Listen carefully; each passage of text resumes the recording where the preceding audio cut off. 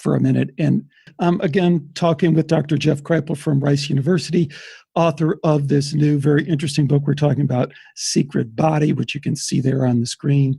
And we just had a really interesting chat about really how bravely autobiographical this book is and some of the things that he covers in it. So definitely check that out. But next, Jeff, what I want to talk about, again, when I say brave, I mean, people get a sense for what I mean when, the book just says, hey, here's the problems with non-self-reflective Christians. And again, pretty much got this right out of your book. So if you feel up to it, it's kind of throwing you right into the fire here. But again, let's talk about some of the tough stuff. And if you wouldn't mind maybe reading this excerpt from the book, and then we can talk a little bit about that. Is that okay? Yeah, sure. Yeah, so this is from a chapter in the book in which I'm struggling with essentially being an intellectual in our modern or contemporary American culture, university culture, and rural America. And it goes like this. I go home to rural Nebraska every year. For decades now, I've been deeply struck, if not emotionally wounded, by the immense moral abyss that separates my university community from the general culture of rural America.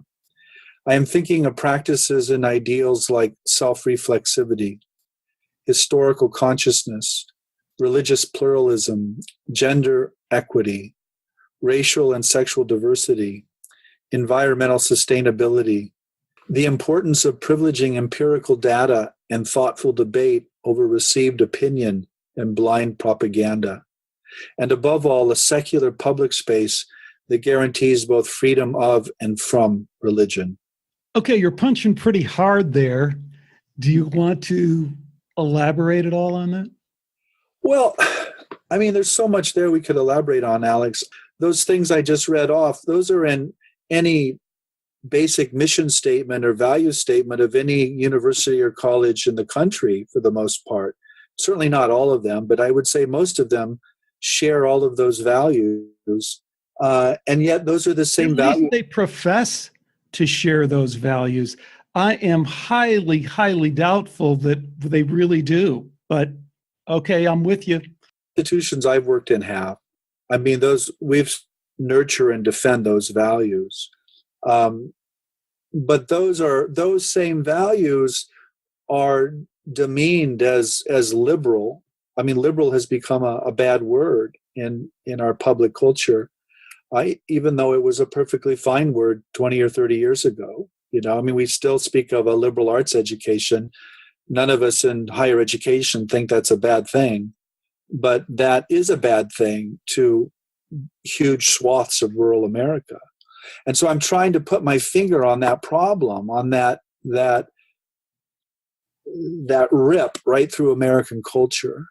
And I'm not sure the rip is where you're putting it. I mean, it certainly is. I don't want to kind of get too, just provocative for the sake of being provocative, because we get it. We get what you're saying in terms of the fundy Christians, right? And the crazy Christians, and get all that. But we get that there's a lot of crazy atheists out there, and there's a lot of crazy liberals out there. And any side can go and get a little video of the craziness of the other side and show it out there, and all of a sudden, it's just this kind of division. Let me tell you a little story from my life. Just last weekend, I attended this funeral ceremony for kind of this soccer friend. So my daughter plays soccer and a soccer dad, but I knew him pretty well, and really nice guy, really liked him. I go to this guy's funeral ceremony, celebration of life ceremony at this evangelical church in Southern California. So you live in the buckle of the Bible Belt. I live in liberal Southern California, and I'm in this evangelical church, and it is full, first of all. I mean, you're stunned by the fact that they can fill up a church with 400 people for somebody these days. That doesn't happen on a Saturday afternoon. And they go through this guy's life, and it's an amazing life. It's a quietly amazing life of little things that he's done and helped people. And the two gay soccer moms who he initially meets by writing this letter saying, hey, Proposition 9 is coming out for gay marriage, and we should really rally against this, and it's terrible. And they kind of gently take offense. And this guy completely goes inside and says, you know what? I'm wrong. I'm wrong about that. You are really great people, and I need to re-examine what I believe. And he turns out to be this tremendous friend, like he was to so many people. And he helps these people out constantly. Like he's like their number one handyman, like perfect uncle that just does everything for him. The guy lived an amazing life. And I'm sitting in this church listening to a lot of evangelical bullshit that I can barely get through about empty tomb and about you better come over to our side and all the rest of this crap.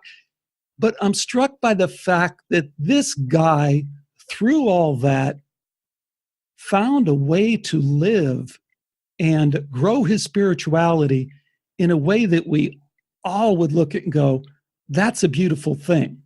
So I don't know, I get the anger at the crazy Christians and the non-self-reflective thing, but I just think the other side of that liberal side, that community that you're at, is so filled with ridiculous atheists.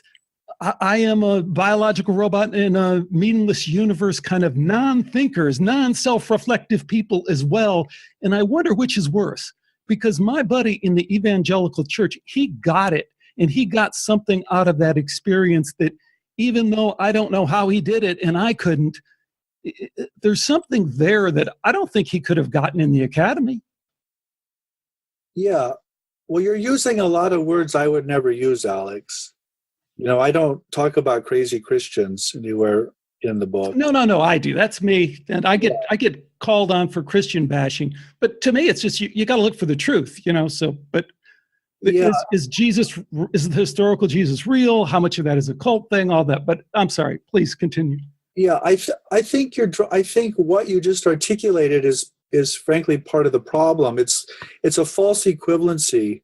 You can always find examples on any side that are extreme and easy to make fun of. But I think it's a false equivalency to point to the kind of far right-wing propaganda that really controls so much of our public conversation today, and higher education, which is really about having conversations. And yes, there are excessive moments in higher education, but it's really not the same thing at all. So I don't see that, frankly, from where I sit. I think we need a lot more calmness, and we need to talk about these things. And that's what I'm trying to do in the book. I'm trying to call out where I think the split is, and I'm calling on intellectuals like myself to not just talk to each other, but to go out into the public culture and talk to their families, talk to the public culture about what it is we do in higher education, which I think is really still the answer. And I think this lack of civil discourse and this constant demonizing of the other is precisely what we don't do in higher education in our best moments.